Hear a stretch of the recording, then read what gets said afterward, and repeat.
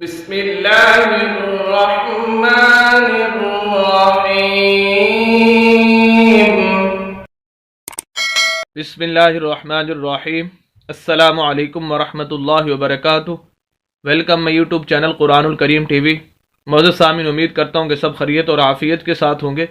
الحمدللہ آج ہم نئی سورت القاریہ جو کہ 11 آیات پر مشتمل ہے وہ ہم شروع کرنے جا رہے ہیں، اور ہمارا مقصد آپ کے سامنے چند الفاظ یا چند آیات پڑھنا ہی نہیں ہوگا اس صورت کی، بلکہ ہمارا مقصد ان الفاظ اور ان آیات کی روشنی میں وہ تمام اصول و ضوابط اور تجویدی قوانین جو قرآن پڑھتے ہوئے میں ضرورت پیش آتے ہیں، وہ انشاءاللہ جو بھی یہاں پر چیزیں آئیں گی، مثلا زبر زیر پیش ہے، دو زبر دو زیر دو پیش، کھڑی زبر کھڑی زیر الٹا پیش، حروف مدہ لین وقف ساکن قلقلہ غنہ، یہ تمام چیزیں انشاءاللہ ہم ڈسکس کریں گے اور آپ کو اصول و ضوابط بتائیں گے۔ صرف آپ ان اصول و ضوابط کی روشنی میں یہی آیات نہیں سمجھ پائیں گے، بلکہ قرآن کا کافی سارا حصہ آپ کو پڑھنا آ جائے گا۔ اگر آپ 24 گھنٹے میں سے صرف 5 سے 7 منٹ نکال کر ہماری ویڈیوز کو سننا شروع کر دیں گے تو انشاءاللہ چند دنوں کے اندر آپ قرآن صحیح تجوید کے ساتھ پڑھنا سیکھ جائیں گے۔ تو آئیے آج کا سبق شروع کرتے ہیں۔ اعوذ باللہ من الشیطان الرجیم۔ سورۃ القاریہ مکیہ۔ بسم اللہ الرحمن الرحیم۔ یہ اس کی آیات لکھی ہوئی ہیں، 11 آیات ہیں، اور اس کا ایک رکوع ہے۔ حمزہ زبر لام ال، قاف زبر الف قا، القا، را زیر ری، القاری، عین زبر ع، القارعہ، تا پیش تو، القارعۃ۔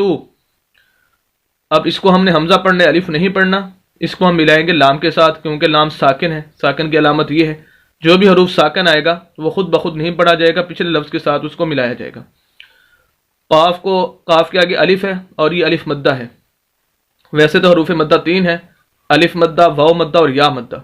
الف مدہ کی علامت اور نشانی یہ ہے کہ ایسا الف جس کے پچھلے لفظ کے اوپر زبر ہو اسے الف مدہ بولتے ہیں۔ اور یہ تینوں حروف الف مدہ، واو مدہ اور یا مدہ، ان کو لمبا کیا جاتا ہے، کھینچا جاتا ہے جہاں پر بھی ہوں۔ ویسے تو مستقل میں نے ان کی ویڈیو بنائی ہوئی ہے، چینل پر موجود ہے، اگر آپ دیکھنا چاہیں تو وہاں جا کر دیکھ سکتے ہیں۔ تو بہرحال جہاں بھی الف مدہ آ گیا تو وہ بتا دیا، واو مدہ اور یا مدہ جہاں بھی آئیں گے اس کے بارے میں بتا دوں گا۔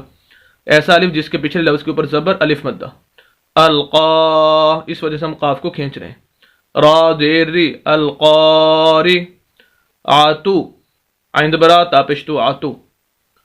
اب یہاں پر آیت ہماری پوری ہو گئی، ہم نے وقف کرنا ہے۔ جب ہم وقف کریں گے تو اس کا اصول ذہن نشین کر لیں، جو کہ اس آیت کے اندر بھی پایا جا رہا ہے، اس آیت کے اندر بھی وہی پایا جا رہا ہے، اس آیت کے اندر بھی وہی پایا جا رہا ہے، اور قرآن کے اندر بے شمار آیات ایسی ہیں جن کا اصول یہی ہے وقف کا۔ اگر آپ ذہن نشین کر لیں گے تو انشاءاللہ پورے قرآن کے اندر جہاں بھی اس طرح کے الفاظ آئیں گے آپ وقف کر لیں گے۔ وہاں پر اصول کیا ہے کہ اگر آخر میں تا ہو، گول تا، یہ والی تا، دوسری تا نہیں، یہ والی تا، تو وقف کی حالت میں 2 تبدیلیاں کرنی ہیں۔ ایک تو اس تا کو ہا سے بدلیں گے، اسی طرح کی جو گول ہا ہوتی ہے اس سے بدلیں گے، اور دوسرا ہا کو ساکن کریں گے، پھر جا کر ہمارا وقف ہوگا صحیح۔ اب القاریات سے اب یہ 2 تبدیلیاں ہم تا کو ہا اور ہا کو ساکن کر دیں گے، جیسے ہی ساکن کریں گے پیش ختم ہو جائے گا، تو اب ہمارا لفظ القاریات سے ہو جائے گا القاریعہ، القاریعہ۔ یہ ہماری آیت پوری ہوگی۔ اگر ملا کر پڑھیں گے تو وہ انشاءاللہ اگلی آیت پڑھتے ہیں تو پھر دونوں کو ملا کر بھی پڑھنے کا طریقہ بتا دیتا ہوں۔ میم زبر لام ال، میم کو ڈائریکٹ لام کے ساتھ ملائیں گے، یہ الف خالی ہے، یہ الف خالی ہے، ان دونوں کو نہیں پڑھنا۔ لام ساکن ہے، میم کو لام کے ساتھ ملائیں گے۔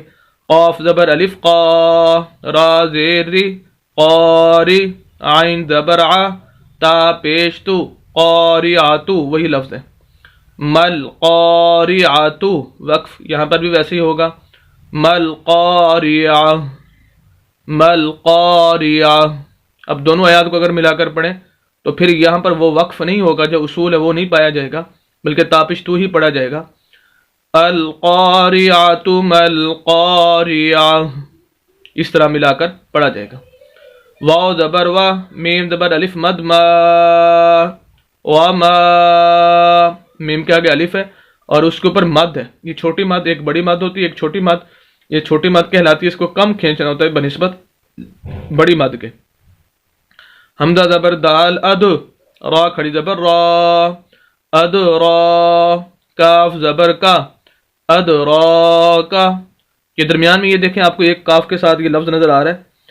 یہ رسم الخط کے اندر لکھنے کے اندر آتا ہے، پڑھنے کے اندر یہ لفظ نہیں آتا.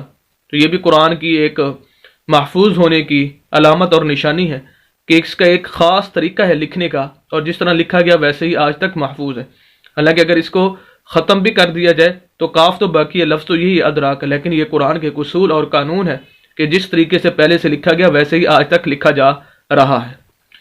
اب یہاں پر ہم دال کو، ہم حمزہ کو دال کے ساتھ ملائیں گے اور دا پر قلقلہ کریں گے. قلقلہ کہتے ہیں آواز کو ہلانا، آواز کے اندر حرکت پیدا کرنا. اد ایک ہے اد، ایک ہے اد. حروف قلقلہ 5 ہیں، قاف، طا، جیم، دال اور با. جب یہ 5 حروف ساکن ہوں، ساکن جیسے یہ دال ساکن ہے تو وہاں پر قلقلہ ہوتا ہے. اد را کا، را کو کھینچنا ہے، کھڑی زبر ہے. اد را کا. آگے وہی لفظ ہے مل قاریات، وقف کریں گے مل قاریات. تو آج ہم 3 آیات تک پڑھ رہے ہیں. تینوں آیات آپ کو پڑھ کر دوبارہ سنا دیتا ہوں.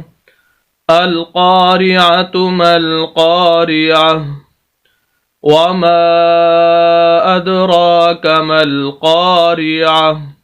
نیکسٹ پھر کل انشاءاللہ.